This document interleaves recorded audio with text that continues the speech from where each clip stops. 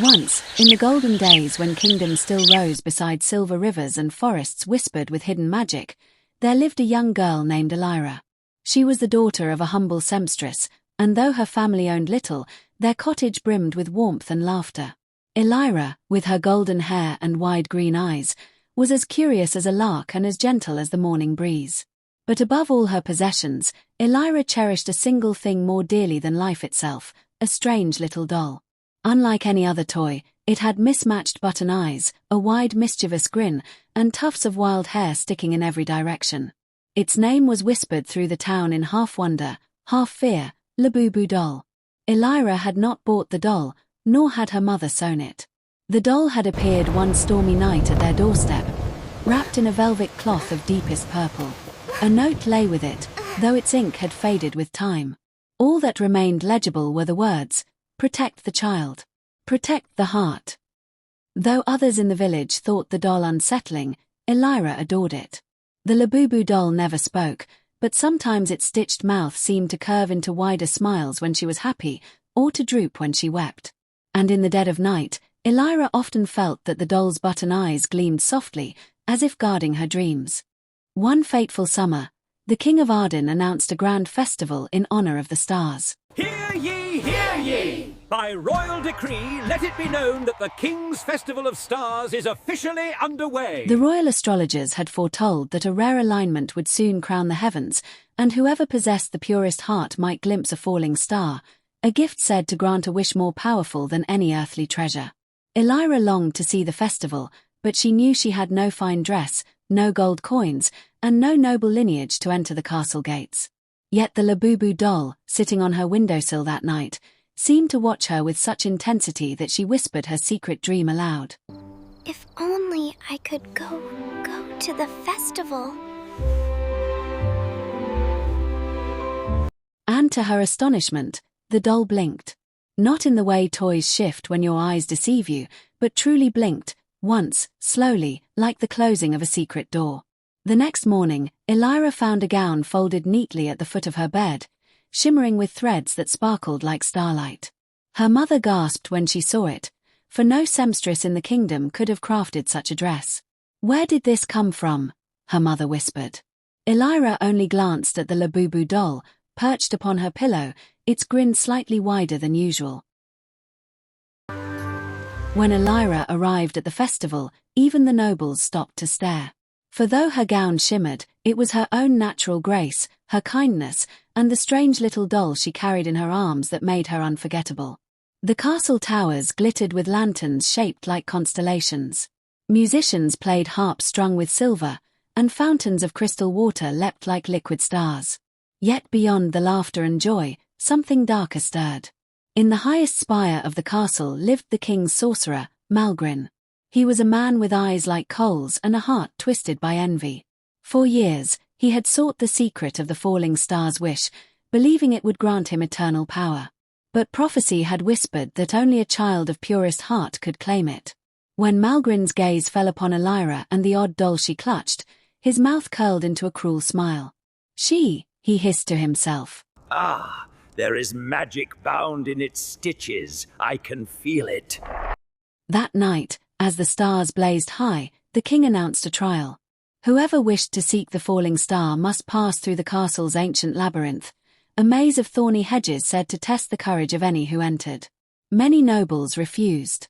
A few tried, but the labyrinth swallowed them in mist, never to return. Elira felt her heart quake with fear. Yet the Labubu doll's button eyes gleamed, and for the first time, she thought she heard a voice, not spoken aloud, but whispered in her heart. "Do not be afraid. I will guide you." So Elira stepped into the labyrinth. The hedges rose higher than walls, and shadows shifted like creatures alive. At every turn, illusions tried to deceive her. Once, she saw her mother weeping, begging her to turn back. Another time, the ground crumbled beneath her feet, revealing an endless abyss. But each time, the Labubu doll tugged gently at her hand, its grin steady, its presence unshaken. Finally, at the heart of the labyrinth, Elira found a silver fountain. Reflected in its waters was not her own face, but that of the falling star, streaking across the heavens.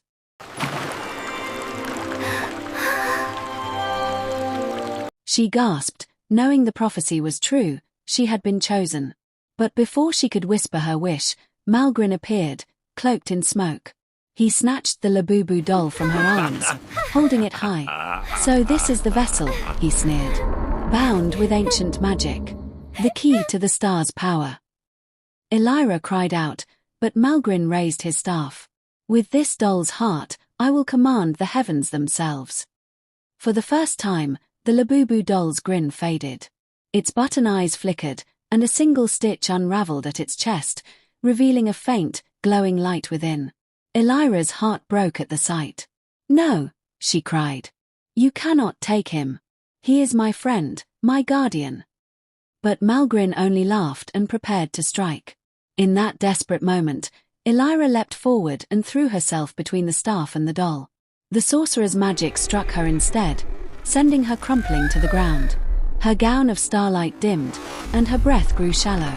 The Labubu doll trembled in Malgrin's grasp. Then, with a sudden burst of light, it tore free, landing beside Elira. For the first time, it truly spoke, not in whispers, but in a voice both ancient and gentle. "You protected me, as I was meant to protect you. Now, my heart shall be yours." The doll's stitches unraveled completely. Its fabric fell away, revealing not a toy, but a spirit, small, luminous, and childlike, with wings of silver thread. The Labubu doll had never been a doll at all, but a guardian spirit bound in cloth to watch over the child it was given to. The spirit pressed its glowing hands against Elira's heart. Light poured into her, mending her wounds, filling her with warmth and strength. With new courage, Elira rose. The heavens themselves seemed to answer her bravery, for the falling star streaked across the sky and landed gently in her palms. It burned with a light that did not hurt but healed. Malgrin reached for it, shrieking, but Elira held it high. "I wish," she said clearly, "that your darkness may never harm another soul." The star flared, and in an instant, Malgrin was gone, banished into smoke and shadow, never to plague the kingdom again.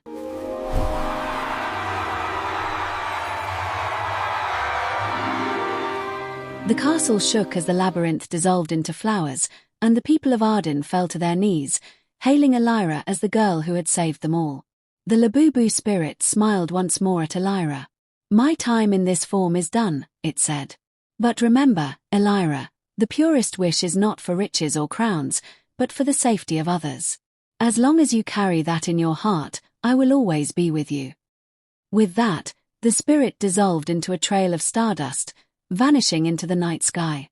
All that remained in Elira's hands was the simple Labubu doll, stitched once again, smiling its familiar mischievous grin. Tears streamed down Elira's cheeks, but she hugged the doll tightly, knowing its spirit would never truly leave her. Elira returned home to her mother, no longer just the seamstress's daughter but the girl who had carried a star in her hands. The king invited her to live in the palace, but Elira chose to remain in her cottage, where the warmth of family meant more than jewels or silks. Years passed, and tales of the Festival of Stars spread far and wide. Travelers spoke of the girl with golden hair and the strange smiling doll who had saved a kingdom. Children listened with wide eyes, clutching their own toys tighter, hoping perhaps their dolls, too, might one day blink and protect them. And though Elira grew older, the Labubu doll never aged. Its stitches held, its grin never faded, and its button eyes still gleamed at night, watching over her dreams. For in every fairy tale, there are truths hidden in plain sight.